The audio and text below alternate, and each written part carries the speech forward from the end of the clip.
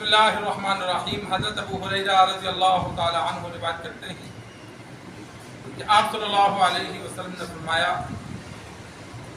اپنے باپوں کی، اپنے ماؤں کی اور بتوں کی قسمیں مت اٹھاؤ،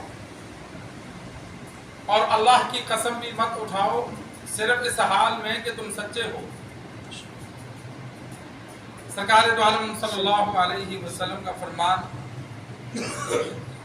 والیمین الغموس، کہ جھوٹی قسم کھانا یہ کبیرہ گناہ ہے۔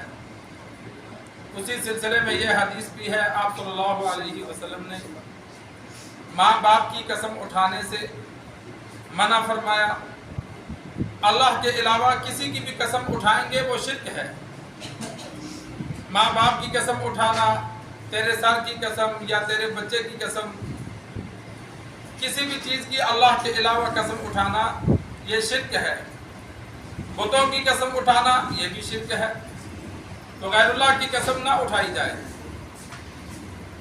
اور قسم جو اٹھائی جاتی ہے تو فرمایا وہ بھی تب اٹھاؤ جب سچی ہو، جھوٹی قسم مت اٹھاؤ۔ بات بات پر قسم، بار بار قسم اٹھانا یہ بھی آپ صلی اللہ علیہ وسلم نے ناپسند کیا۔ چاہے سچی، بلا وجہ بات بات پہ قسم نہیں اٹھانی چاہیے۔ جہاں شدید مجبوری ہو، ضرورت ہو اور بندہ سچا ہو تو پھر قسم اٹھائے۔ جھوٹی قسم اٹھانے سے نقصان ہوتا ہے۔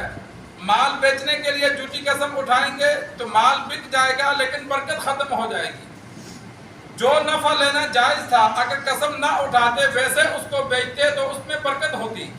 نفع انسان جتنا مرضی لے لے، کوئی گناہ نہیں ہے، لیکن اگر جھوٹ بول کر نفع لے گا، اب جو جائز تھا کام درست کیا لیکن جھوٹی قسم کھانے کی وجہ سے برکت ختم ہو گئی، اور دوسرے کا مال ناحق کھانے کے لیے قسم اٹھائے گا عدالت میں، یا ویسے قسم اٹھا لی یہ چیز میری ہے حالانکہ اس کی نہیں ہے، دوسرے بندے کے پاس گواہ نہیں تھے، تو دوسرے کا مال جھوٹی قسم کھا کر جو ہڑپ کرتا ہے، تو آپ صلی اللہ علیہ وسلم نے فرمایا قیامت والے دن اس حال میں اللہ سے ملے گا کہ اللہ اس پر ناراض ہوں گے۔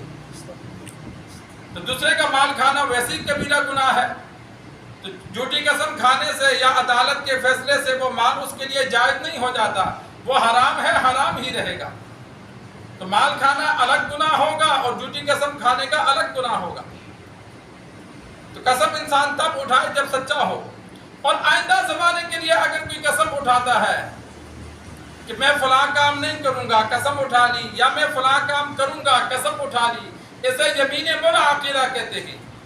اگر جائز کام ہے تو ایسے کام کو کوشش کرے کہ پورا کرے، اپنی قسم کو پورا کرے، اور اگر کسی وجہ سے قسم کو پورا کرنا مناسب نہیں ہے یا ناجائز کام ہے تو پھر اس قسم کو توڑ دے، وہ کام نہ کرے، اور پھر قسم کا کفارہ ادا کرے۔ آئندہ زمانے کے لیے جو قسم اٹھائی جائے گی کہ میں فلاں سے بات نہیں کروں گا یا فلاں کے گھر نہیں جاؤں گا، اب اس سے بات کرنا یا اس کے گھر جانا کسی کے یہ درست ہے؟ قطع تعلقی ہمیشہ رکھنا گناہ ہے۔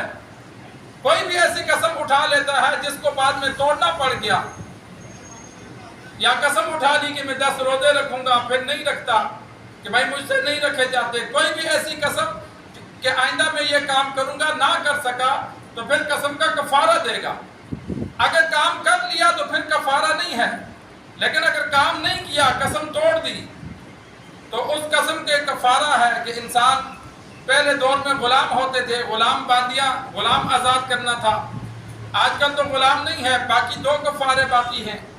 10 مسکینوں کو کپڑا دینا، کہ جو مناسب انسان پہنتا ہے لباس، تو 10 مسکینوں کو ایک ایک جوڑا کپڑوں کا دینا، یا 10 مسکینوں کو 2 وقت کا کھانا کھلانا۔ جو عام غریبوں کے گھر نارمل کھانا وہ انسان کی مرضی ہے جیسے کھلائے، لیکن انہی 10 مسکینوں کو صبح، انہی 10 مسکینوں کو شام کو کھلانا ہے۔ تو آسان طریقہ یہ ہے کہ صدقۃ الفطر کی جو رقم بنتی ہے وہ 10 مسکینوں کو دے دے۔